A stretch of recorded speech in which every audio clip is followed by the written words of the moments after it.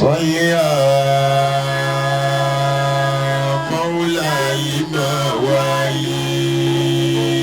النبي بيانو هاشم هيا إلى المدينة النبي باي جمالي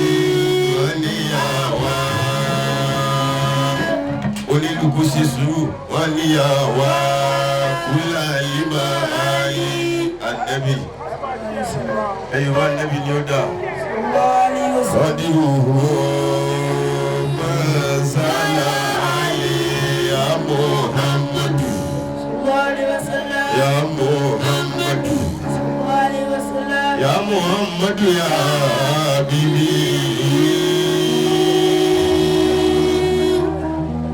ya Muhammadu kunta bibi wajibini ilahibi kula awzari sikra as-salatu as-salatu as-salatu wassalamu alayka ya Rasulallah. Ejren bo annabi yibure salatu wassalamu alayka ya habiballah assalamu alayka ya Muhammad ya Mustafa ya Mujtaba ya Muntaka ya Hashim ya Hakim ya Nasir ya Mansur assalamu alayka ya Rasulallah assalamu alayka yawma wulidta wa yawma sulita wa yawma hajjarta min Makkata ila al-Madinati wa yawma rumita bil hajar wa qila ya Rasulallah yadu alayhim wa qala Rasulullah sallallahu alayhi wa sallam wa bu'ithu la'ana Allahumma ihdi qawmi fa innahu la ya'lamu rabbil nabiyya wa ma arsalnaka illa rahmatan lil alamin. As-salatu wassalamu alayka ya ibn Abdillah ya ibn Abdul Muttalib ibn Hashim ibn Abdul Manaf wal Qusay wal Kilab wal Lu'ay wal Fil wal Kinana wal Khuzaimah wal Madraka wal Nadaim wal Nasai wal Ladim wal Adnan. Salatu wassalamu alayka ya Rasulallah ya Khadija رأيت ما لم تعيون كديدة سبيلي زميلي فقال يا أيها المدثر قم فأنذر وربك فكبر وثيابك فطهر والرجز فاهجر يا أيها المزمل قم الليل إلا قليلا نصفه وانقص منه قليلا أو زد عليه ورتل القرآن ترتيلا. السلام عليك يوم غار الإله إذ أنزل إليك جبريل فقال اقرأ وقلت ما أنا بقارئ قال اقرأ باسم ربك الذي خلق الإنسان من علق اقرأ وربك الأكرم محمد أحمد حامد راكب هاشم حبيب رؤوف رحيم طه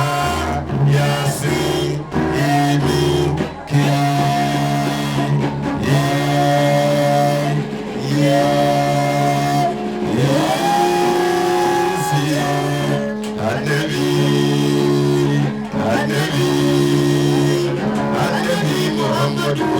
رب صل على النبي يا من البرايا وسام محمد يا رب صل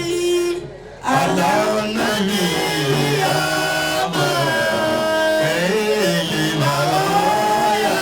وسام محمد يا رب صل على النبي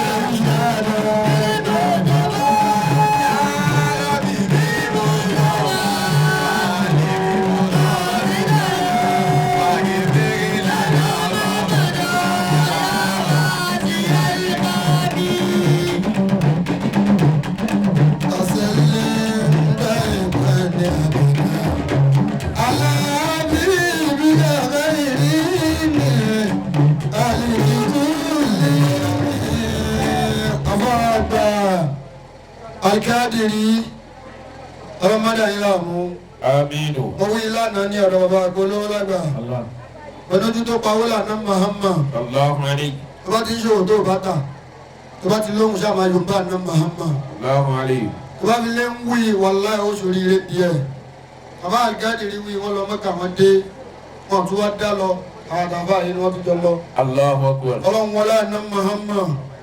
oríire tó torí ire lọ ní ó lè pẹ́ nú kádàrá pẹ́ lọ tẹ́lẹ̀ ṣùgbọ́n àná Muhammad ló sún mọ́ yín ọlọ́run wọlé àná Muhammad náà Allahu alayhi. anabi òní dínà yín ọlọ́lá ilaha illallah àwọn tó bá jẹ́ ní anabi tó bá ń dẹ́rùkọ àná Muhammad tí wọn bá ṣe sallallahu alaihi wasallam lẹ́gbẹ̀ẹ́ wọn yóò máa ṣe wọn lára bákan ni